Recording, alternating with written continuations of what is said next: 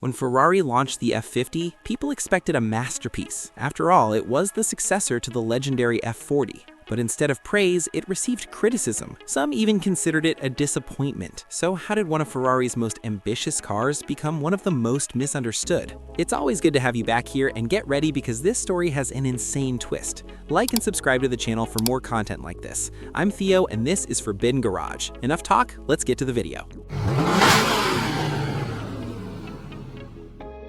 To understand the F50, you need to understand what came before it. The Ferrari F40 was brutal. Twin-turbo, lightweight, brutal. It was everything a supercar should be. So when Ferrari announced a new top-of-the-line model, expectations were sky-high. People wanted something even faster, even more aggressive, something that would dominate the F40.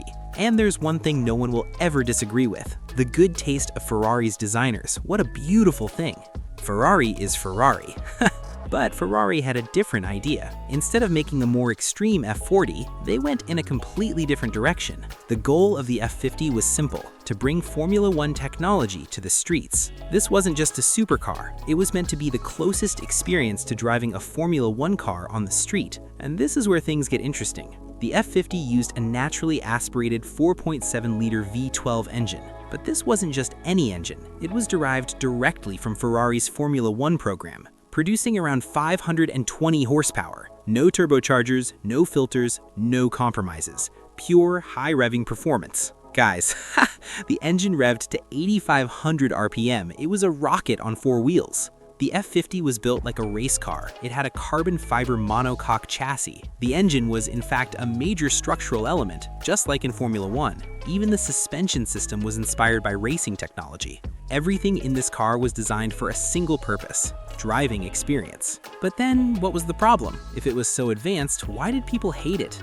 Because it wasn't what they expected. First, no turbos. After the F40, people expected insane turbo power, but the F50 was naturally aspirated. The feeling was different. Second, it's not fast enough. Although it was extremely fast, it didn't seem like such a big leap compared to the F40. Third, design criticism. Some people didn't like the look. It wasn't as aggressive, nor as iconic as its predecessor. People love to complain when they have plenty. The F50 is a masterpiece. And lastly, unfortunately, the schedule. And then came the biggest problem: the McLaren F1. This completely changed the game. More power, higher top speed, and global attention. Suddenly, the F50 seemed overshadowed. The McLaren F1 stole the show for itself. When it was launched in 1995, the reaction was mixed. Some loved the engineering, but many were disappointed. For a top-of-the-line Ferrari model, that was a problem. Ferrari built only 349 units of the F50, fewer than the F40. It was exclusive, but at the time, it didn't seem special enough. Then something changed. Over time, people began to understand the F50. They realized it wasn't an attempt to emulate the F40. It was something completely different, a raw, naturally aspirated machine inspired by Formula One. No driver aids, no filters, just pure connection. They finally opened their eyes. Today, the F50 is one of the most desirable Ferraris ever made. Prices have skyrocketed. Collectors now see it for what it truly is: one of the most authentic driving experiences ever created by Ferrari.